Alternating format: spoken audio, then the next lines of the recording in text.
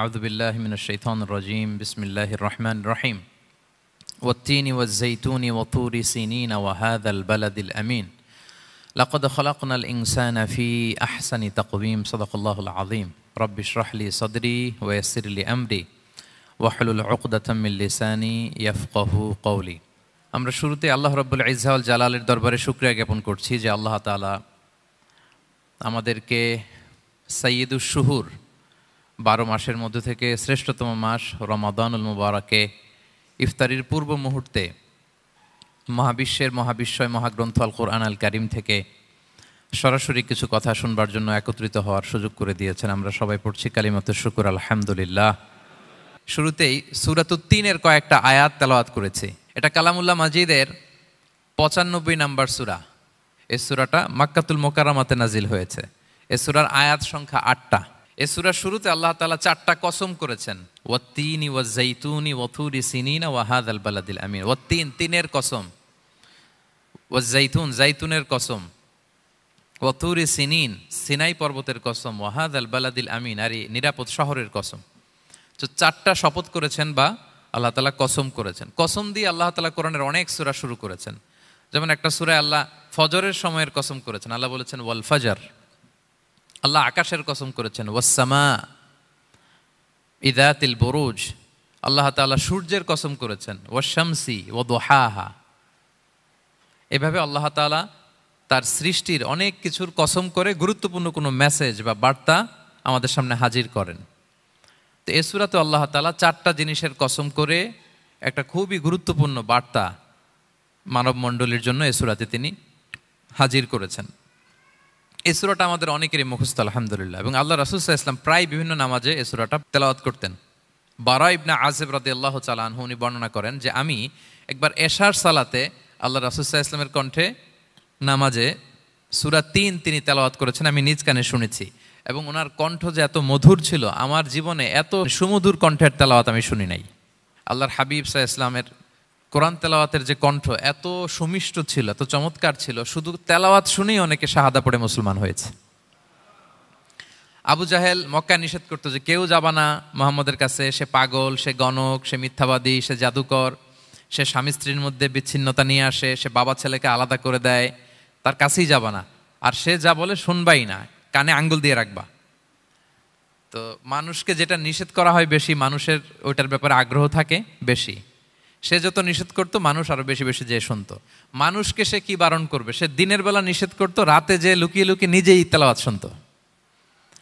তাহলে চিন্তা করেন যে আল্লাহর হাবিব সাল্লাল্লাহু আলাইহি ওয়াসাল্লামের কোরআনিক রেসিটেশন কত চমৎকার মেলোডিয়াস ভয়েস হলে স্বয়ং আবু জাহাল রাত্রিবেলা লুকিয়ে লুকিয়ে কোরআন তেলাওয়াত শুনতে যেত আল্লাহর হাবিব সাল্লাল্লাহু আলাইহি ওয়াসাল্লামের কণ্ঠে। তো রাসূল সাল্লাল্লাহু আলাইহি ওয়াসাল্লাম সূরাতুত 3টা এশার সালাতে তিনি তেলাওয়াত করেছেন, এই মর্মে হাদিসে পাওয়া যায়। এবং এই সূরাটা একটা ফলের নামে সূরা। 3 একটা ফল, আরব বিশ্বে খুব বেশি হয় 3 ফল। আমরা বাংলাদেশে ডুমুর বলি, ইংরেজিতে ফিগ বলে, ফিগ ট্রি। তো ফলের নামে বেসিক্যালি আল্লাহ তাআলা এই সূরাটাকে, এই চ্যাপ্টারটাকে ডেডিকেট করেছেন। আমরা সূরাকে ইংরেজিতে চ্যাপ্টার বলি। কোরআনে 114টা চ্যাপ্টার, এর মধ্যে এই সূরাটা হচ্ছে ফলের নামে ডেডিকেটেড। বিভিন্ন নামে খুব ইনক্লুসিভ ওয়েতে আল্লাহ তাআলা কোরআনে সূরাগুলো দিয়েছেন। কোরআনে আপনি প্রাণীর নামে সূরা পাবেন, প্রাণী। মানুষের নামে সূরা পাবেন। মানুষের মধ্যে 3 ভাগ, মুমিন, তারপর কাফির, এরপর মুনাফিক, প্রত্যেকের নামে সূরা। সূরাতুল মুমিনুন আছে, সূরাতুল কাফিরুন আছে, আবার সূরাতুল মুনাফিকুন আছে। আমাদের দৃশ্য জগতের সবচেয়ে বড় প্রাণীটা হচ্ছে হাতি, তাই না? এই হাতির নামে একটা সূরা আছে, বলেন তো ওই সূরার নাম কি? সূরা ফিল। তারপর আমরা যে দেখি আমাদের দৃশ্য জগতের সবচেয়ে ছোট প্রাণী হচ্ছে পিঁপড়া, পিঁপড়ার নামে একটা সূরা আছে, সূরা আন-নামল। আন-নামল মানে পিঁপড়ার সূরা। মাকড়সার নামে সূরা আছে, সূরাতুল আনকাবুত। তারপর গোষ্ঠীর নামে সূরা আছে, সূরাতু আলে ইমরান। বংশের নামে সূরা আছে, সূরাতু কুরাইশ, কুরাইশ বংশের নামে সূরা। এইভাবে খুব ইনক্লুসিভ ওয়েতে, এমন কিছু নাই যে আল্লাহ তাআলা উল্লেখ করেন নাই। মা ফাররাতনা ফিল কিতাবি মিন শাই, উল্লেখ করে নাই কোরআনে এমন কিছু নাই, সব কিছু আল্লাহ তাআলা উল্লেখ করেছেন। তো এই সূরাটা হচ্ছে একটা ফলের নামে। ফলটার নাম হচ্ছে 3 ফল। আল্লাহ তাআলা বলছেন ওয়াত-তিন, তিনের শপথ। আমি একবার সরল বঙ্গানুবাদ করি, এরপর আমি তাফসিরে ঢুকি। 3-এর শপথ, ওয়াজ-জাইতুন, জাইতুনের শপথ, ওয়া তুরি সিনিন, সিনাই পর্বতের শপথ, ওয়া হাযাল বালাদিল আমিন, এই নিরাপদ শহরের শপথ। লাকাদ খালাকনাল ইনসানা ফি আহসানি তাকওয়িম, নিশ্চয় আমি মানুষকে খুব চমৎকার সুন্দর অবয়বে সৃষ্টি করেছি। সুম্মা রাদাদনাহু আসফালা সাফিলিন, এরপরে তাকে আবার নিচু থেকে নিচুর দিকে নামিয়ে দিয়েছি। ইল্লাল্লাযীনা আমানু ওয়া আমিলুস সলিহাত, তবে তারা ছাড়া যারা ঈমান এনেছে এবং সৎকর্ম করেছে, ফালাহুম আজরুন গায়রু মামনুন, তাদের জন্য আছে অফুরন্ত পুরস্কার। ফামা ইউকাযযিবুকা বা'দু বিদ্দিন, এগুলো জানার পরও কিসে তোমাকে দিন অস্বীকারের ব্যাপারে উদ্বুদ্ধ করলো? আলাইসাল্লাহু বিআহকামিল হাকিমিন, আল্লাহ তাআলা কি শ্রেষ্ঠ বিচারক নন? সাদাকাল্লাহুল আযীম। এই হচ্ছে এই সূরাটির সরল অনুবাদ। এবার আমরা তাফসিরে ঢুকি। প্রথমে আল্লাহ তাআলা বলেছেন ওয়াত্তিন, তিনের শপথ। তিন মানে তো আমরা জানলাম, তিন মানে ডুমুর। আল্লাহর হাবিব সাল্লাল্লাহু আলাইহি ওয়াসাল্লাম তিনি তিন ফল পছন্দ করতেন এবং এটা ডায়াবেটিক্সের জন্য ভালো, ডায়াবেটিক্স নিয়ন্ত্রণ করে। আমাদের বোনদের যাদের ইররেগুলার মেনস্ট্রুয়েশনাল পিরিয়ড হয়, এটার জন্য এটা খুব ভালো এবং খুব স্ট্রেংথ স্টেমিনা আনে শরীরে। এটা জান্নাতের একটা গাছ। আদম আলাইহিস সালাম এবং হাওয়া আলাইহিস সালামকে যখন আল্লাহ বলেছিল ওয়ালা তাকরাবা হাযিহিশ শাজারাতা ফাতাকুনা মিনায যালিমিন, হ্যাঁ আদম এবং হাওয়া জান্নাতের সব জায়গায় যেতে মন চায় যাও, যা খেতে মন চায় খাও, এই নিষিদ্ধ গাছের কাছে যেও না, তাহলে তোমরা জালিম হয়ে যাবে। শয়তান এসে উল্টা বুঝালো, সে বলল তোমাদের খেতে নিষেধ করছে কেন জানো? আল্লাহ চায় না যে তোমরা জান্নাতে থাকো, আল্লাহ চায় এখান থেকে তোমাদের বের করে দিবে, কিন্তু তোমরা যদি এই গাছের ফল খাও আল্লাহ আর বের করতে পারবে না। দেখছেন শয়তানের অবস্থা? শয়তান কিন্তু নেগেটিভিটি নিয়ে সামনে আসে না, আসে খুব আপনার ওয়েল উইশার হিসেবে উপদেশ নিয়ে, খুব ভালো একটা পজিটিভ ওয়েতে আসে। তো ওনারা খেয়ে ফেললেন এই নিষিদ্ধ গাছের ফল। খাওয়ার ফলে আদম আলাইহিস সালাম, হাওয়া আলাইহিস সালাম, ওনাদের গা থেকে জান্নাতের পোশাকগুলো ঝরে পড়ে গেল। এখন কি দিয়ে ওনারা ওনাদের প্রাইভেটকে ঢাকবেন? তখন ওনারা তাফসির ফি জিলালিল কোরআনে এসেছে যে ওনারা এই তিন গাছের পাতা নিয়ে নিজেদের প্রাইভেট ঢেকেছিলেন। সুবহানাল্লাহ। সেই তিন ফলের কসম আল্লাহ করলেন, ওয়াত্তিন, তিনের শপথ। এরপর আল্লাহ তাআলা বললেন ওয়া জাইতুন, জাইতুনের শপথ। জাইতুন মানে হচ্ছে জলপাই। তো আল্লাহ তাআলা বললেন ওয়া জাইতুন, জাইতুনের শপথ। জাইতুন মানে হচ্ছে জলপাই, ইংরেজিতে আমরা যেটাকে অলিভস বলি। তো আল্লাহ তিনের কসম করলেন এবং অলিভের কসম করলেন। দুইটাই খুব উপকারী ফল এবং আল্লাহর হাবিব সাল্লাল্লাহু আলাইহি ওয়াসাল্লাম তিনি জলপাইও খুব পছন্দ করতেন। ওনার রেগুলার ফুড আইটেমের মধ্যে জলপাই ছিল, অলিভস ছিল। এটা পাহাড়ি এরিয়া, মরুভূমিতে হয় এবং রাসূল সাল্লাল্লাহু আলাইহি ওয়াসাল্লাম বলেছেন কুলু যাইত ওয়াদ্দাহিনু ফাইন্নাহু মিন শাজারাতিন মুবারাকা, তোমরা অলিভ অয়েল এটা খেও এবং এটা গায়ে মালিশ করো, কেননা এটা বরকতময় একটা গাছের ফল, শাজারা মুবারাকা। এটা শরীরের ব্যাড কোলেস্টেরলকে কমিয়ে দেয়। দাড়িতে অ্যাপ্লাই করলে, চুলে অ্যাপ্লাই করলে সহজে পাকে না দাড়ি চুল, এবং স্কিনে অ্যাপ্লাই করলেও স্কিনের জন্য ভালো, স্কিনের জন্য বেশ ভালো। এটা যাদের সুযোগ হয় আপনারা দাড়িতে চুলে অ্যাপ্লাই করবেন, খাবেন। এটা খাওয়াও যায়। তাম্বুতু বিদ্দুহনি ওয়াসিবগিল লিল আখিলিন, কোরআনে এসেছে। এটা অয়েল হিসেবে ইউজ করে, আবার খাবার হিসেবেও ইউজ করা যায়। সালাদ ড্রেসিংয়ের ক্ষেত্রে কিন্তু অলিভ অয়েল আমরা ইউজ করি। ইদানিং পিজাতে খুব ইউজ করা হয় অলিভ, জলপাইটা। তো এটা আপনারা খেতে পারেন, এটা খুবই সুস্বাদু। এবং জলপাই গাছের মানে জাইতুন গাছের ডালের মেসওয়াক খুব ভালো হয়। আল্লাহর হাবিব সাল্লাল্লাহু আলাইহি ওয়াসাল্লাম জাইতুনের ডাল দিয়ে মেসওয়াক করতেন। তিনি বলতেন নি'মা সিওয়াকিয়া জাইতুন, সবচেয়ে শ্রেষ্ঠ মেসওয়াক হচ্ছে জাইতুনের। মিনাশ শাজারাতিল মুবারাকা, কারণ এটা বরকতময় গাছের ডালা। এবং ফাইন্নাহু সিওয়াকি ওয়া সিওয়াকুল আম্বিয়া মিন ক্বাবলি, এই জাইতুনের ডাল দিয়ে আমিও যেমনি মেসওয়াক করি, আমার আগে যত নবী পৃথিবীতে এসেছে সবাই জাইতুনের ডাল দিয়ে মেসওয়াক করত। আল্লাহ বলেন ওয়াত্তিনি ওয়াজ জাইতুন, তিনের শপথ আর জাইতুনের শপথ। এরপর আল্লাহ তাআলা বললেন ওয়াতুরি সিনিন, সিনাই পর্বতের শপথ। প্রথমে দুইটা ফলের শপথ করলেন, এবার একটা পাহাড়ের শপথ করতেছেন। আপনারা কি তুর পাহাড়ের নাম শুনেছেন? হ্যাঁ শুনেছেন। এই সিনাই পর্বত দ্বারা তুর পাহাড় উদ্দেশ্য। এটা মিশরের একটা পাহাড়, অনেক উঁচু, 2285 মিটার উঁচু। ওইটার নিচে আছে মুকাদ্দাসে তুয়া, যেখানে মুসা আলাইহিস সালামকে আল্লাহ তাআলা জুতা খুলতে বলেছিলেন, ফাখলা না আলাইকা ইন্নাকা বিল ওয়াদিল মুকাদ্দাসে তুয়া, হে মুসা তুমি পবিত্র উপত্যকায় এসেছো, জুতা খুলো। তো ওখানে সব ধর্মের লোকেরা যায়, সব ধর্মের লোকদের জন্য তীর্থস্থান, মুসলিম, জুইশ, খ্রিস্টিয়ান সবাই যায়। এটা সিনাই একটা এলাকা আছে মিশরের, north south Sinai, north Sinai, এটা সাউথ সিনাইতে অবস্থিত। তো নিচে একটা খ্রিস্টানদের প্রাচীন গির্জা আছে, সেন্ট ক্যাথেরিনা গির্জা। সেখান থেকে চলতে চলতে আপনাকে উপরে যেতে হবে, ফজরের পরে আবার চলে আসতে হবে, তা না হলে দুপুরবেলায় 10টা-11টার দিকে এমন সূর্যের প্রখর তাপ ওই পাথরের মধ্যে লাগে, ওখানে আর থাকা যায় না। একেবারে তুর পাহাড়ের উপরে সেখানে খ্রিস্টানদের জন্য ছোট্ট একটা সিনাগোগ আছে, তারা প্রার্থনা করে। খ্রিস্টানদের একটা চার্চ আছে, মুসলিমদের জন্য ছোট্ট একটা মুসল্লা আছে সুরাওয়ের মতো। আল্লাহ ওই সিনাই উপত্যকার কসম করেছেন, ওয়াতুরি সিনিন, সিনাই উপত্যকার কসম। এখানেই আল্লাহ তাআলা মুসা আলাইহিস সালামকে তাওরাত দিয়েছিলেন, মেজর একটা আসমানি কিতাব দিয়েছিলেন, এবং সরাসরি মুসা আলাইহিস সালাম এই পাহাড়ের চূড়ায় বসে আল্লাহ তাআলার সাথে কথা বলতেন। ওয়াকাল্লামাল্লাহু মুসা তাকলিমা, উনি সরাসরি কথা বলতেন, এটা ওনার একটা স্পেশাল বৈশিষ্ট্য ছিল, ক্যারেক্টারিস্টিক্স। এবং আল্লাহ তাআলা নূরের তাজাল্লি দিয়ে এই পাহাড়কে একবার জ্বালিয়ে দিয়েছিলেন।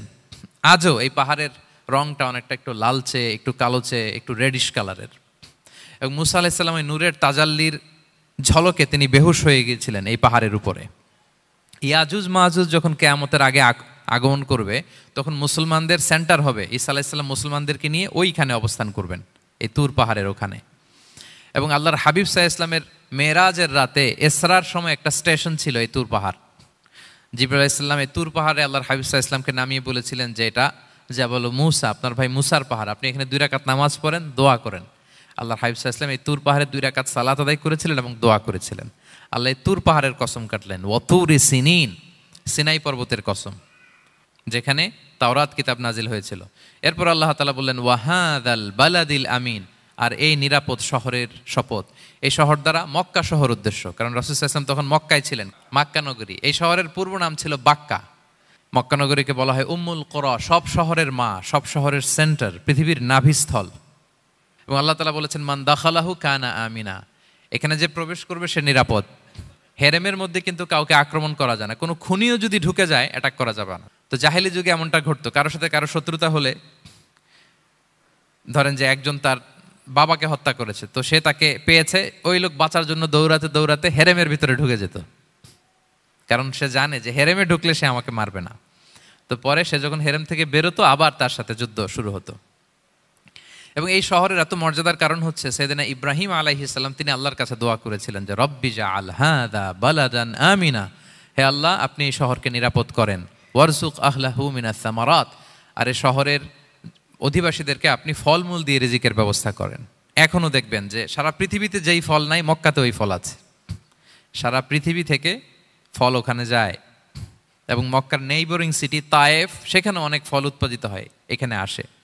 নিরাপদ শহর বালাদান আমিনা। এবং আল্লাহর হাবিব সাল্লাল্লাহু আলাইহি ওয়াসাল্লাম বলেছেন যে এই মক্কা শহর আমার সবচাইতে প্রিয় শহর। বাধ্য হয়ে তিনি যখন হিজরত করলেন মদিনায়, সেদিন বারবার তিনি মক্কার দিকে পেছনে ফিরে ফিরে তাকান, আর কেঁদে কেঁদে তিনি বলতেছিলেন যে মাক্কাতু আহাব্বুল বিলাদ ইলাইয়া, মক্কা আমার কাছে সবচেয়ে প্রিয় নগরী। লাউলা উখরিজতু লামা খারাজতু, আমাকে যদি জোর করে বের করে দেয়া না হতো আমি কোনোদিন মক্কা ছেড়ে অন্য কোথাও যেতাম না। আল্লাহর হাবিব সাল্লাল্লাহু আলাইহি ওয়াসাল্লামের সবচেয়ে প্রিয় শহর ছিল মক্কা, এবং এটা আল্লাহর হাবিব সাল্লাল্লাহু আলাইহি ওয়াসাল্লামের জন্মস্থান, মাকান মাউলিদির রাসূল, রাসূল সাল্লাল্লাহু আলাইহি ওয়াসাল্লামের বিলাদাত হয়েছে এই শহরে। এবং এই শহরকে আল্লাহ বলেছেন মাসাবাতান লিন্নাসি ওয়া আমনা, মানুষের মিলনস্থল, কেন্দ্রস্থল, সারা পৃথিবী থেকে মানুষ ওখানে যায়। আপনি যে রমাদানে যদি মক্কায় যান, আল্লাহু আকবার, লক্ষ লক্ষ উমরা পালনকারী সেখানে, ইউরোপ থেকে, আফ্রিকা থেকে, অস্ট্রেলিয়া থেকে, এশিয়া থেকে, সারা পৃথিবীর মানুষের মিলনস্থল। ওখানে গেলে আপনি দেখবেন মাসাবাতান লিন্নাসি ওয়া আমনা, নিরাপদ জায়গা এবং মানুষের মিলনস্থল। এটা এখানে এমন মসজিদ আল্লাহ রেখেছেন কাবা ঘরের চারদিকে, এটাকে বলা হয় মসজিদুল হারাম, যে মসজিদে 1 রাকাত সালাত পড়লে 1 লক্ষ রাকাতের সওয়াব হয়। আল্লাহর ঘরকে কেন্দ্র করে তাওয়াফের নির্দেশ দেওয়া হয়েছে, ওয়ালিয়াত তাওয়াফু বিল বাইতিল আতিক, পৃথিবীর কোনো ঘরকে তাওয়াফ করা যায় না, কোনো ঘরকে, এই একটা মাত্র ঘর যেটাকে এর চারদিকে এরকম তাওয়াফ করা যায়। তাহলে এই পবিত্র ঘর, পবিত্র মসজিদ যেই শহরে অবস্থিত, সেই শহরের কসম আল্লাহ করেছেন। আল্লাহ বললেন ওয়াহাদাল বালাদিল আমিন, এই নিরাপদ শহরের কসম, মানে মক্কা শহরের কসম। আমরা আপাত দৃষ্টিতে আমাদের কাছে মনে হচ্ছে 2টা ফলের কসম, একটা পাহাড়ের কসম, একটা নগরীর কসম। আসলে বেসিকলি আল্লাহ তাআলা এই 4টা শপথ দিয়ে 3 নবীর জন্মস্থান, 3 নবীর নবুয়তের কসম করেছেন। কিভাবে সেটা আমি মিলিয়ে দেই। এই যে প্রথমে যে আল্লাহ বলেছেন ওয়াত্তিনি ওয়া জাইতুন, 3 এবং জাইতুনের কসম। পৃথিবীতে সবচেয়ে বেশি 3 এবং জাইতুন কোথায় উৎপন্ন হয় জানেন? ফিলিস্তিনে। কোথায়? শাম দেশে, যেটা হাদিসের পরিভাষায় বলা হয় শাম, বর্তমান ফিলিস্তিন এবং সিরিয়া মিলে। 3 জাইতুন দিয়ে বেসিকলি আল্লাহ তাআলা ফিলিস্তিনের শপথ করেছেন, শাম দেশের শপথ, যেখানকার বেথলহামে ঈসা আলাইহিস সালাম, জেসাস ক্রাইস্ট, তিনি জন্মগ্রহণ করেছেন, ঈসা আলাইহিস সালামের জন্মস্থান। তাহলে 3 জাইতুনের শপথের মাধ্যমে মূলত আল্লাহ তাআলা ঈসা আলাইহিস সালামের জন্মস্থানের শপথ করেছেন। কারণ সেখান থেকে ওহী বিচ্ছুরিত হয়েছে, ওনার কাছে ইনজিল নাজিল হয়েছিল। এবং এই শামের মর্যাদার ব্যাপারে অনেক কথা আল্লাহর হাবিব সাল্লাল্লাহু আলাইহি ওয়াসাল্লাম তিনি বলেছেন। আল্লাহ রাসূল সাল্লাল্লাহু আলাইহি ওয়াসাল্লাম যখন মেরাজে যান, তখন মক্কা থেকে এই শাম দেশে ফিলিস্তিনের বাইতুল মাকদাসে রাসূল সাল্লাল্লাহু আলাইহি ওয়াসাল্লামকে নিয়ে যাওয়া হয়েছিল। এবং রাসূল সাল্লাল্লাহু আলাইহি ওয়াসাল্লাম প্রায় বলতেন, তুবা আলি শাম, শামের জন্য বরকত, কেননা ফেরেশতারা তাদের রহমতের পাখা শাম দেশের উপর বিছিয়ে রেখেছে। এবং তিনি বলতেন, ফিতনার সময় আলাইকুম বিশাম, তোমরা শামে যেও, শামে থেকো। এবং তিনি দোয়া করেছেন, আল্লাহুম্মা বারিক লানা ফি শামিনা, আল্লাহ তুমি আমার শাম অঞ্চলে আল্লাহ তুমি বরকত দিও। এবং হাদিসে এসেছে এই শামই হচ্ছে আরদুল মাহশার, এখানেই হাসর হবে। শাম অঞ্চলকে বিস্তীর্ণ করে এখানেই ময়দানুল মাহশার আল্লাহ তাআলা কায়েম করবেন, হাসরের ময়দান এখানেই হবে। এবং সেখানেই হচ্ছে সানিউল কিবলাতাইন, আমাদের আগের কেবলা কিন্তু বাইতুল মাকদাসের দিকে ছিল, যেটা শামে অবস্থিত, ফিলিস্তিনে বাইতুল মুকাদ্দাস, যেই মসজিদে নামাজ পড়লে 1 রাকাতে 500 রাকাতের সওয়াব। 3টা মসজিদে সালাত পড়লে স্পেশাল ভার্চুর কথা আছে, এর বাইরে আর অন্য মসজিদের বিশেষ কোনো ফজিলত নাই, বাকি সব মসজিদ সমান। এক হচ্ছে মসজিদুল হারাম, 1 রাকাতে 1 লক্ষ রাকাত। 2 নম্বর মসজিদে নববী, 1 রাকাতে 1000 রাকাতের সওয়াব। আর একটা দুর্বল বর্ণনায় 50,000 রাকাতের সওয়াব। 3 নম্বরে এই মসজিদুল আকসা, 1 রাকাতে 500 রাকাতের সওয়াব। এই 3 মসজিদে যেন আমরা যে সালাত আদায় করতে পারি, আল্লাহ তুমি তৌফিক দান করো। 2 মসজিদে তো একেবারেই সহজ যাওয়া, মক্কা মদিনাতে। বাইতুল মাকদাসেও যেন আমরা যেতে পারি, আল্লাহ তুমি সেই পরিস্থিতি আমাদের জন্য তৈরি করে দাও। তো এই বাইতুল মাকদাসের দিকে রাসূল সাল্লাল্লাহু আলাইহি ওয়াসাল্লাম টানা 14 বছর নামাজ পড়েছেন। 14 বছর।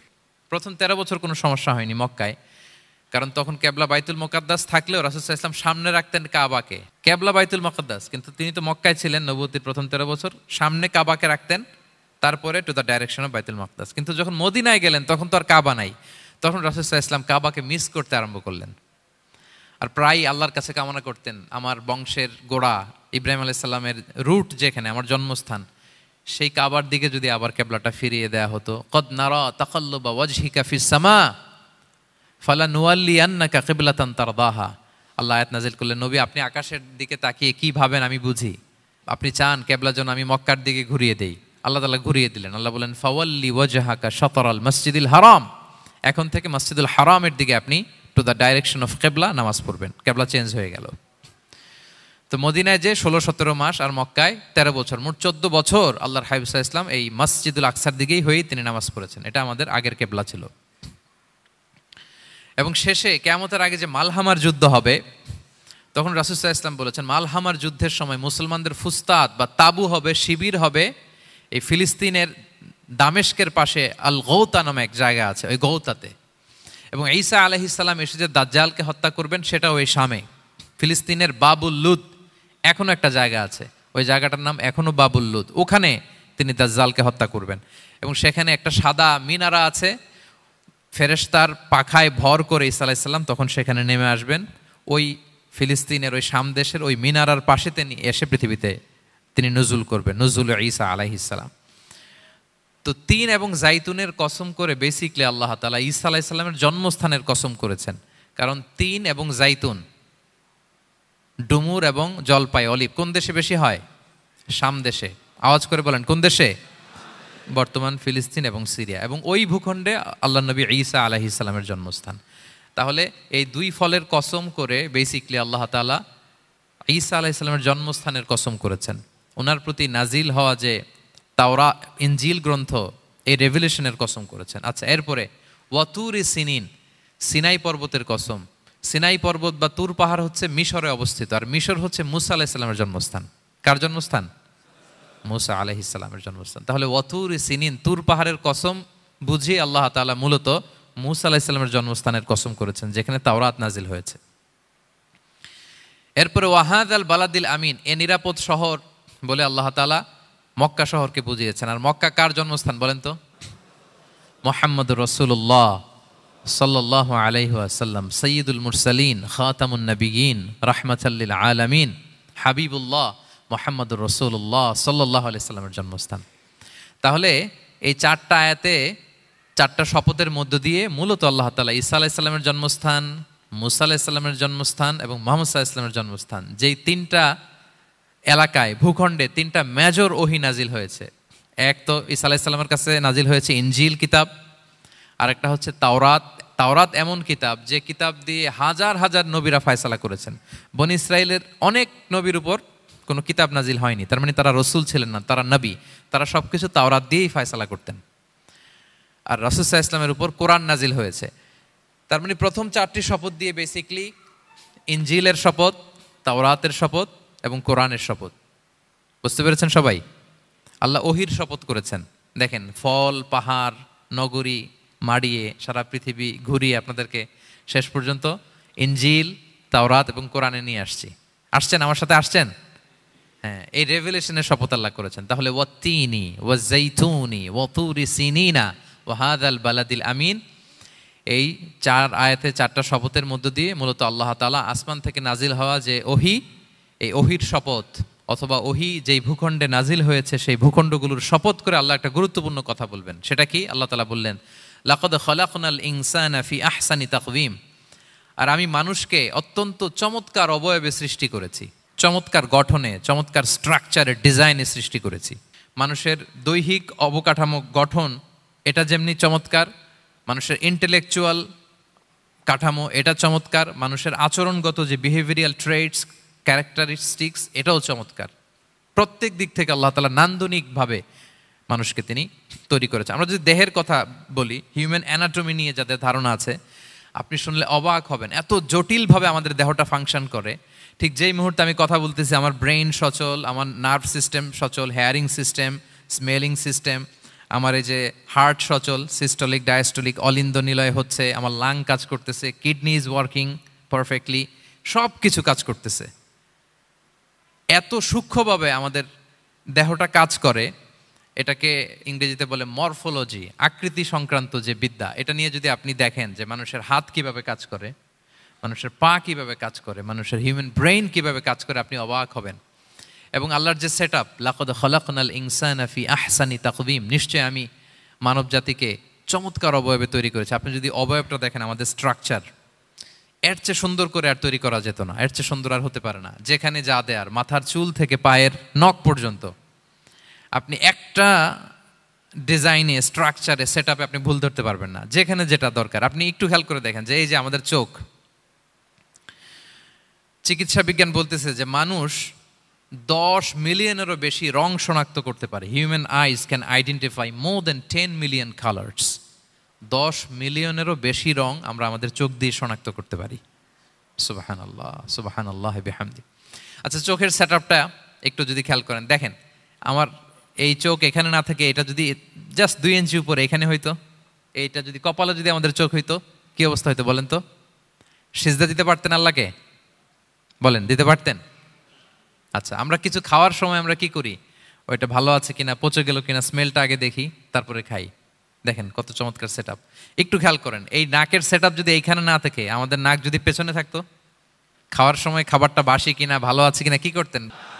লাকাদ খালাকনাল ইনসানা ফি আহসানি তাকওয়িম। আচ্ছা দেখেন, এই যে আমরা কান দিয়ে শুনি, এই যে কান পেঁচানো, মনে করেন না যে এমনি এমনি পেঁচানো, এই পেঁচানো, এটাই পথ না থাকলে আমরা শুনতেই পেতাম না। এটা এমনভাবে সেট আপ করা, এটাই ইথারে ভাষা তরঙ্গকে এয়ার ড্রামের ভেতরে সুন্দরভাবে ইনপুট করে, নাহলে আমরা শুনতে পেতাম না। আপনার এই কান কেটে ফেলে দিলে আপনি শুনতে পারবেন না।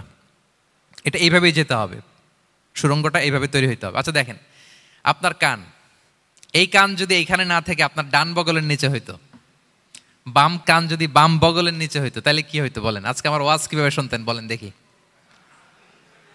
কিভাবে শুনতেন? বুদ্ধি আছে বলে যে হুজুর এইভাবে শুনতাম। সুবহানাল্লাহ, সুবহানাল্লাহ। লাকাদ খালাকনাল ইনসানা ফি আহসানি তাকওয়িম, আমি মানুষকে সবচেয়ে সুন্দর সর্বোত্তম গঠনে তৈরি করেছি। দেখেন, কান দুটো ওইখানে থাকলে কথা শুনতে হইলে হাত উঁচু করে রাখা লাগতো। আল্লাহ, আপনি একটা একটা অঙ্গ দেখেন, ঠিক যেখানে যেটা যেভাবে সেট করা দরকার, আল্লাহ তাআলা দয়া করে অনুগ্রহ করে ঠিক সেভাবে তিনি সেট করেছেন। আমাদের চেহারার মধ্যে দেখেন এক একজনের এক এক রং। ওয়াখতিলাফু আলসিনাতিকুম ওয়া আলওয়ানিকুম ইন্না ফি যালিকা লাআয়াতুন লিল আলিমিন। আল্লাহ বলেন, তোমাদের ভাষার ভিন্নতা দিয়েছি, তোমাদের গায়ের রঙের ভিন্নতা, একজনের চেহারার সাথে আরেকজনের মিল নাই, একজনের ফিঙ্গারপ্রিন্টের সাথে। আয়াহসাবুল ইনসানু আল্লান নাজমাআ ইযামা বালা কাদিরিনা আলা আন নুসাউইয়া বানানা। মানুষ ভেবেছে সে মারা গেলে তাকে আমি তার অস্থি, মজ্জা, হাড়, গোশত, চামড়া জোড়া লাগাতে পারবো না। আরে তার আঙ্গুলির অগ্রভাগ পর্যন্ত আমি সুবিন্যস্ত করে আমার কাছে রেখে দিয়েছি ফিঙ্গারপ্রিন্ট। আমাদের ফিঙ্গারপ্রিন্টগুলো আল্লাহর কাছে সংরক্ষিত। একজনের ফিঙ্গারপ্রিন্টের সাথে আরেকজনেরটা মিলে না। এই যে আমার 10 আঙ্গুলে 10টা ফিঙ্গারপ্রিন্ট, পায়েরগুলো হচ্ছে ফুটপ্রিন্ট, একটার সাথে আরেকটা মিলে? আমার এটার সাথে এটা মিলবে বলেন? আমার সাথে আপনারটা মিলবে? বর্তমানে পৃথিবীতে কত কোটি মানুষের বসবাস বলেন? এই যত মানুষ পৃথিবীতে আছে, একজনের আঙ্গুলের ছাপের সাথে, এই যে বায়োমেট্রিক্যাল অথেন্টিকেশন যে আমরা করি, একজনের ফিঙ্গারপ্রিন্টের সাথে আরেকজনের ফিঙ্গারপ্রিন্টের মিল নাই। একজনের ফুটপ্রিন্টের সাথে ফুটপ্রিন্ট মিল, ইভেন একজনের আই প্রিন্টের সাথে। আমাকে একজন ওনার হসপিটালে নিয়ে গেল ঢাকায়, তো উনি ওনার দরজা খুলতেছে আই প্রিন্ট দিয়ে, মানে উনি না গেলে খুলে না। উনি আর ওনার খুব কাছের স্টাফ, এটা গুরুত্বপূর্ণ একটা অফিস, তো উনি চোখ দিল, আই প্রিন্ট নিল, এরপরে দরজা খুলে যাচ্ছে। দেখেন, একজনের আই প্রিন্টের সাথে আরেকটা আই প্রিন্ট মেলে না। সুবহানাল্লাহ। প্রিয় ভাইরা, একজনের ফিঙ্গারপ্রিন্টের সাথে আরেকজনের ফিঙ্গারপ্রিন্টের কোনো মিল আছে পৃথিবীতে? ফুটপ্রিন্টের সাথে, আই প্রিন্টের সাথে? কারণ ডিজাইনারটা কে বলেন তো? হুয়াল্লাযী ইউসাউবিরুকুম ফিল আরহামি কাইফা ইয়াশা। মায়ের পেটে থাকতেই আল্লাহ তাআলা এগুলো ডিজাইন করে দিয়েছেন। আমি কেমন হব, আমার বৈশিষ্ট্য কেমন কেমন হবে, এই যে আমি যে আমার বাবা দাদা 14 পুরুষের ডিএনএ বয়ে বেড়াই, এগুলো সব নিয়ে আমার বৈশিষ্ট্য, আমার কণ্ঠস্বর, আমার ক্যারেক্টারিস্টিক্স, আমার ফিচার কেমন হবে, সব তিনি আল্লাহ তাআলা মায়ের পেটে থাকতে ডিজাইন করে দিয়েছেন। সুবহানাল্লাহ। আল্লাহ বলছেন লাকাদ খালাকনাল ইনসানা ফি আহসানি তাকওয়িম। প্রিয় ভাইরা, কসম করার পরে আল্লাহ যে কথাটা বলেন, এটা অনেক গুরুত্বপূর্ণ, খুবই গুরুত্বপূর্ণ বার্তা। আল্লাহ চারটা কসম করে তিনটা নবীর জন্মস্থানের শপথ করে তিনি বললেন লাকাদ খালাকনাল ইনসানা ফি আহসানি তাকওয়িম। নিশ্চয় আমি অত্যন্ত চমৎকার আকৃতিতে মানুষকে তৈরি করেছি। মানুষের গঠন এরকম, মাথা থেকে পা পর্যন্ত। আমি তো দু একটার কথা বললাম, চোখ, নাক, কান, আপনি একটা একটা করে যদি ধরেন, আমাদের হেয়ারিং সিস্টেম কিভাবে কাজ করে, হেয়ারিং নার্ভ কিভাবে কাজ করে, আমাদের সেন্সেশন কিভাবে কাজ করে, আমাদের ব্রেন কিভাবে কাজ করে। আমাদের এক একজনের ব্রেন 1.5 কেজি ওজন, 3 পাউন্ডের মতো একটা সুস্থ মানুষের অ্যাভারেজ ব্রেনের ওজন। এই ব্রেনের মেমোরি হচ্ছে 2.5 মিলিয়ন গিগাবাইট। আপনার মোবাইলে স্পেস কত বলেন, মেমোরি কত? হ্যাঁ, 512 জিবি। আর আমার আর আপনার ব্রেইনের যে মেমোরি, এই মেমোরি হচ্ছে 2.5 মিলিয়ন গিগাবাইটস। আল্লাহ, এই যে প্রতি মুহূর্তে আমাদের নিউরন কানেক্টিভিটি হচ্ছে, ব্রেনের স্নায়ুগুলোর যত কানেক্টিভিটি হয়, যত আমরা চিন্তা করে ব্রেনকে খাটাই, নতুন নতুন জিনিস আমরা তৈরি করতে পারি। এবং এমনভাবে আল্লাহ তাআলা এমন সফিস্টিকেটেড ব্রেইন আল্লাহ মানুষকে দিয়েছে, মানুষ পারে না এমন কিছু নাই। মানুষ যা কল্পনা করতে পারে, মানুষ তা করে দেখাতে পারে। এজন্য আমাদের কল্পনার জানালাটাকে বড় করতে হবে। আই রিপিট, মানুষ যা কল্পনা করতে পারে, ইমাজিন করতে পারে, সেটা মানুষ করে দেখাতে পারে। ওই ক্যাপাসিটি দিয়ে আল্লাহ তাআলা মানুষকে তৈরি করেছেন। সুবহানাল্লাহ, সুবহানাল্লাহ। লাকাদ খালাকনাল ইনসানা ফি আহসানি তাকওয়িম। এই ব্রেনকে খাটিয়ে মানুষের কত ইনভেনশন, কত ডিসকভারি, মানুষ সভ্যতার পর সভ্যতা বিনির্মাণ করেছে। চোখ ধাঁধানো মানুষের আবিষ্কার, তাক লাগিয়ে দিয়েছে গোটা বিশ্বে একটার পর একটা করে। আল্লাহ এমনভাবে মানুষকে তিনি তৈরি করেছেন। লাকাদ খালাকনাল ইনসানা ফি আহসানি তাকওয়িম। চমৎকার অবয়বে, তার দৈহিক অবয়ব যেমনি সুন্দর, তার বুদ্ধিগত, তার চিন্তাগত, তার ইন্টেলেক্ট, এটাও তেমন সুন্দর, এটাও তেমন চমৎকার। পৃথিবীর কোনো প্রাণীকে আল্লাহ তাআলা এরকম হিউম্যান ব্রেনের মতো এরকম সফিস্টিকেটেড ব্রেন দিয়ে, ইন্টেলেক্ট দিয়ে তৈরি করেনি। এজন্য সব প্রাণী থেকে মানুষ আলাদা।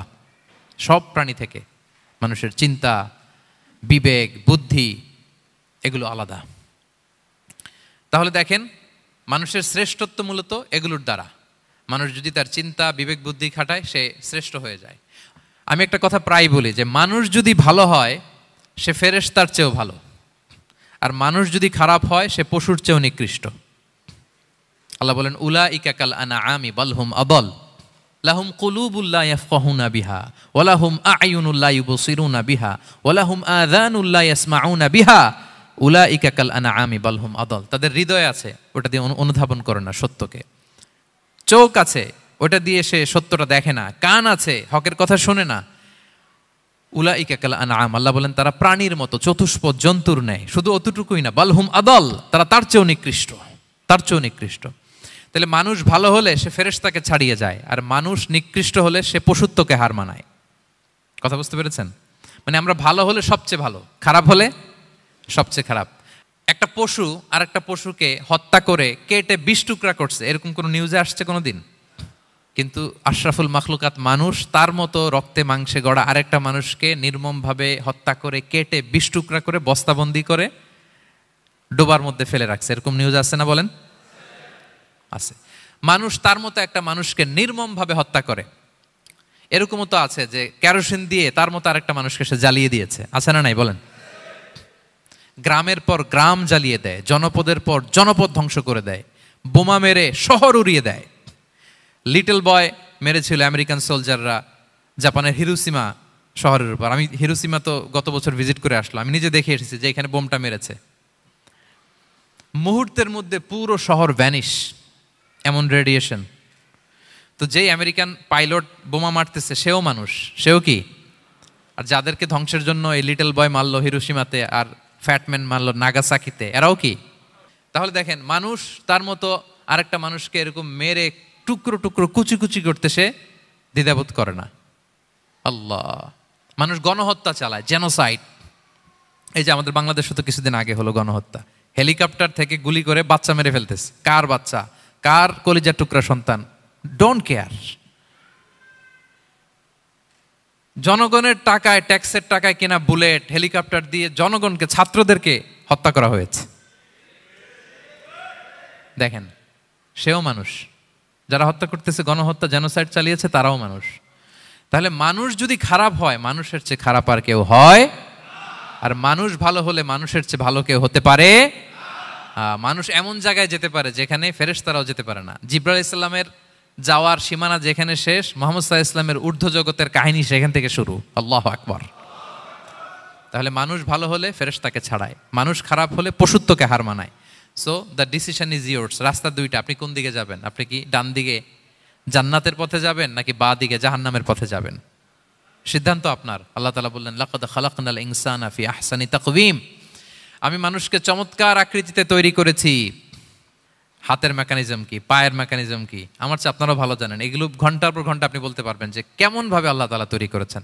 আল্লাহ বলেন, মানুষকে আমি অত্যন্ত চমৎকার আকৃতি দিয়ে তৈরি করেছি।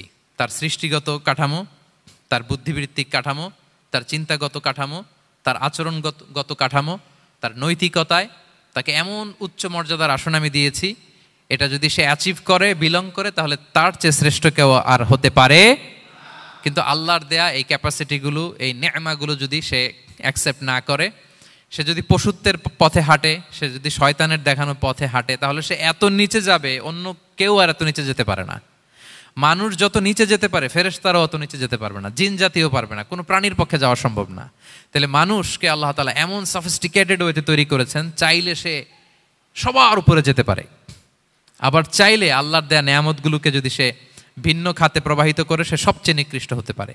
সেটাই আল্লাহ বললেন, সুম্মা রাদাদনাহু আসফালা সাফিলিন।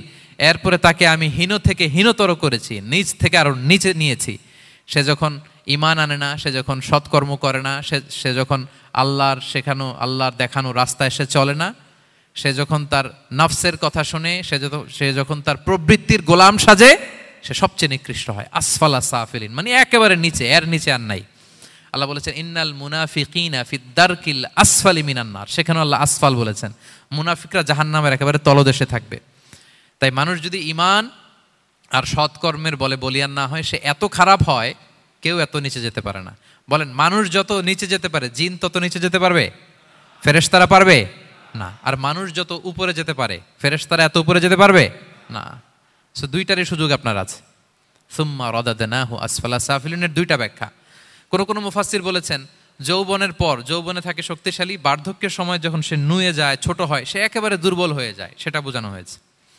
আর অন্যান্য মুফাসসিরিন একরাম বলেছেন, না, আল্লাহর দেওয়া এই নেয়মা, ক্যাপাসিটি যখন সে সঠিক পথে কাজে লাগায় না, সে যখন প্রবৃত্তির অনুসরণ করে, সে তখন এত খারাপ হয়, এত নিচ থেকে নিচুতর হয়, এত হীন থেকে হীনতর হয়, তার চেয়ে হীনতর আর কেউ তখন হতে পারে না। সেখান থেকে বাঁচার দুটি রাস্তা আল্লাহ বলেছে। আল্লাহ বলছেন, ইল্লাল্লাযীনা আমানু ওয়া আমিলুস সলিহাত। তবে যারা ঈমান আনে এবং সৎকর্ম করে তারা ছাড়া। তারা ওই নিচু থেকে নিচুতর নয়, তারা শ্রেষ্ঠতর। ঈমান এবং সৎকর্ম, ঈমান এবং আমলে সালেহাত। কোরআনের অনেক জায়গায় আপনি আয়াতটা পাবেন, ইন্নাল্লাযীনা আমানু ওয়া আমিলুস সলিহাতি কানাত লাহুম জান্নাতুল ফিরদাউসি নুজুলা। নিশ্চয়ই যারা ঈমান এনেছে, সৎকর্ম করেছে, তাদের জন্য আমি জান্নাতে ফেরদাউস রেখে দিয়েছি। তা আল্লাহ বলেন তারা নিকৃষ্ট হবে না যারা ঈমান এনেছে, সৎকর্ম করেছে। যারা কি এনেছে? ঈমান। আর কি করেছে? সৎকর্ম করেছে। ইল্লাল্লাযীনা আমানু, যারা ঈমান এনেছে, সৎকর্ম করেছে, ফালাহুম আজরুন গায়রু মামনুন, তাদের জন্য রয়েছে অফুরন্ত পুরস্কার, মানে জান্নাত।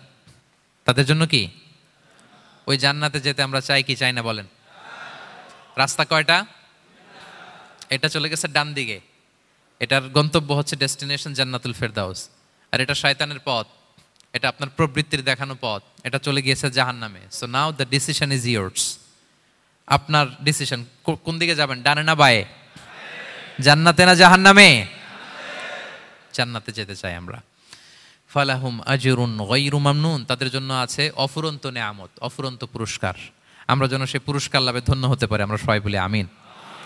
আল্লাহ বলেন এইভাবে 4টা কসম করার পরে, এত গুরুত্বপূর্ণ বার্তা হাজির করার পরে, তোমার ঘুমন্ত বিবেককে জাগিয়ে তোমাকে বার্তা দেওয়ার পরেও কিভাবে তুমি অস্বীকার করতে পারো আখিরাতকে? ফামা ইউকাযযিবুকা বা'দু বিদ্দিন, এরপরেও কোন বিবেকে, কোন আকলে, কোন সাহসে তুমি কর্মফল দিবসকে অস্বীকার করো? কোন সাহসে? এখানে দিন দ্বারা উদ্দেশ্য কর্মফল। ভালো করলে যে ভালো পাবে, খারাপ করলে যে খারাপ পাবে, দিনের অনেক অর্থ, এটার তাফসিরে গেলে সময় কুলাবে না। ফামা ইউকাযযিবুকা বা'দু বিদ্দিন, এরপরেও কর্মফলকে অস্বীকার করার সাহস তুমি কোত্থেকে পাও? কিসে তোমাকে উদ্বুদ্ধ করে কর্মফল দিবসকে অস্বীকার করতে? আলাইসাল্লাহু বিআহকামিল হাকিমিন, আল্লাহ তাআলা কি শ্রেষ্ঠ বিচারক নন? সূরা আবু দাউদে আল্লাহর হাবিব সাল্লাল্লাহু আলাইহি ওয়াসাল্লাম বলেন, কেউ যদি সূরাতুত তিন তেলাওয়াত করে, করতে করতে যদি শেষ আয়াতে চলে আসে, আর সে যখন পড়ে আলাইসাল্লাহু বিআহকামিল হাকিমিন, আল্লাহ তাআলা কি শ্রেষ্ঠতম বিচারকদের মধ্যে সর্বশ্রেষ্ঠ বিচারক জাজ নন, তখন সে যেন উত্তর দেয়, এটা তো আল্লাহর প্রশ্ন। আলাইসাল্লাহু বিআহকামিল হাকিমিন, আল্লাহ আমাদেরকে প্রশ্ন ছুড়ে দিয়েছেন যে আল্লাহ তাআলা কি শ্রেষ্ঠ বিচারক নন। তখন যে তেলাওয়াত করে সে যেন বলে বালা বালা ওয়া আনা আলা যালিকা মিনাশ শাহিদিন।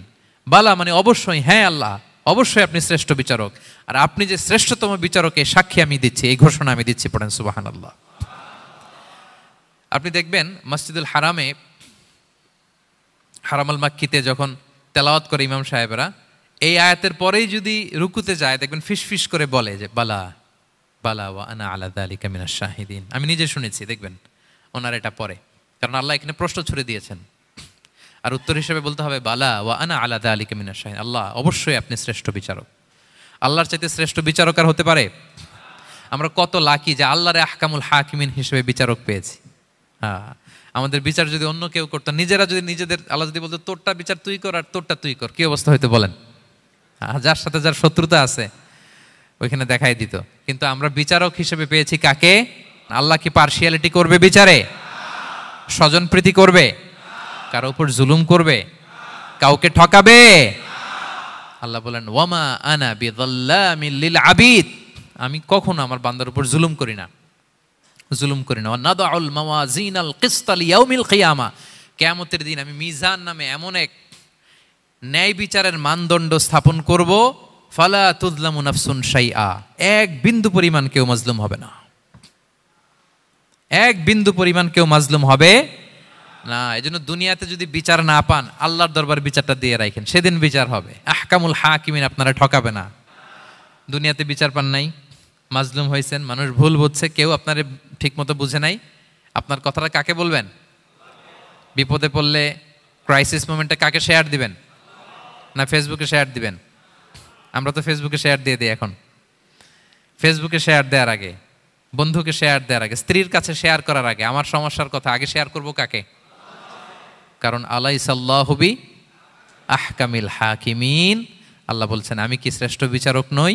বালা বালা ইয়া রব ওয়া আনা আলা যালিকা মিনাশ শাহিদিন, অবশ্যই আল্লাহ আপনি শ্রেষ্ঠ বিচারক। ক্লিয়ার হয়েছে না সবার কাছে? শপথ কয়টা ছিল? 4টা। মূলত নবুয়তের শপথ, তাই না? নবুয়ত আমাদের জন্য সবচাইতে বড় নেয়ামত, কারণ নবীরা যদি আমাদেরকে এই তথ্যগুলো না দিতেন আমরা জান্নাত জাহান্নাম চিনতাম? ভাইরা বলেন তো, আখেরাত চিনতাম? এই যে আখেরাত হবে, পুলসিরাত হবে, day of judgment, day of accountability, আল্লাহর সুপ্রিম কোর্টের কাঠ গড়ায় পাই টু পাই হিসাব দিতে হবে, নবীরা না এসে বললে আমরা এত বুঝতাম না। নবীরা জান্নাত জাহান্নাম চিনিয়েছে, আল্লাহর বিশদ পরিচয় আমাদের সামনে তুলে ধরেছে। আখিরাতের পরিচয়, লাইফ আফটার ডেথ কিরকম হবে, সবকিছু আমাদের কাছে তুলে ধরেছে। সো নবুয়ত আল্লাহ তাআলার পক্ষ থেকে অনেক বড় নেয়ামত। 2 নম্বর নেয়ামত হচ্ছে আল্লাহ তাআলা আমাদেরকে যে ক্যাপাসিটি দিয়েছে, বুদ্ধিমত্তা, ইন্টেলেক্ট, বিচার বিশ্লেষণ, যেটা দিয়ে আমরা অন্যান্য সব প্রাণী থেকে আলাদা, এটাও আল্লাহর বড় নেয়ামত। এই নেয়ামতের শুকরিয়া যেন আমরা করি। এবং আমি যেটা বলেছি, মানুষ যেটা কল্পনা করতে পারে সেটা সে করেও দেখাতে পারে। সো আল্লাহ তাআলা যাকে যেই কোয়ালিটি দিয়েছে, ক্যাপাসিটি দিয়েছে, আমরা যেন এই নেয়ামতের শুকরিয়া করি। নেয়ামতের শুকরিয়া করলে এই নেয়ামত দেওয়ার ধারাবাহিকতা এটা বাড়িয়ে দেয় কে? লা ইন শাকারতুম লা আযীদান্নাকুম ওয়া লা ইন কাফারতুম ইন্না আযাবি লাশাদীদ। শুকরিয়া করলে নেয়ামত আরো বাড়িয়ে দেব। তাহলে প্রথম নেয়ামত ছিল নবুওয়াত, প্রফেটহুড, প্রফেসি। এটা অনেক বড় নেয়ামত। এই রেভেলেশন এসে আমাদেরকে এনলাইটেন করেছে। তা না হলে আমাদের গডকে, গডের ফিচার কি, আখেরাত কি, জান্নাত কি, জাহান্নাম কি, the concept of punishment, concept of আখেরা, কিছুই আমরা ভালোভাবে বুঝতাম না। এটার শপথ আল্লাহ করেছেন। আল্লাহ আমাদেরকে নেয়ামত দিয়েছেন, ক্যাপাসিটি দিয়েছেন, সক্ষমতা দিয়েছেন, সবচাইতে সফিস্টিকেটেড ব্রেন দিয়ে তৈরি করেছেন। এটা একটা বড় নেয়ামত। এবং রাস্তা দেখিয়ে দিয়েছেন, হয় ডানে নয় বায়ে। এবং তিনি আশ্বাস দিয়েছেন যে তোমাদেরকে সঠিক ফায়সালার মাধ্যমে বিচার করা হবে সেদিন। তাই আমাদের বিপদে আপদে সব সময় আমরা যেন ফরিয়াদ করি এক মহান সত্তার কাছে। বলুন তো আওয়াজ করে, তিনি কে? আল্লাহর কাছে যেন আমরা ফরিয়াদ করি। আল্লাহ তাআলা আমাদের সবাইকে কথাগুলো বুঝার ও আমল করার তৌফিক দান করুক। হাযা মা ইনদি ওয়াল ইলমু ইনদাল্লাহি আলাইহি তাওয়াক্কালতু ওয়া ইলাইহি উনীব। সুবহানাকাল্লাহুম্মা ওয়া বিহামদিকা আশহাদু আল্লা ইলাহা ইল্লা আনতা আস্তাগফিরুকা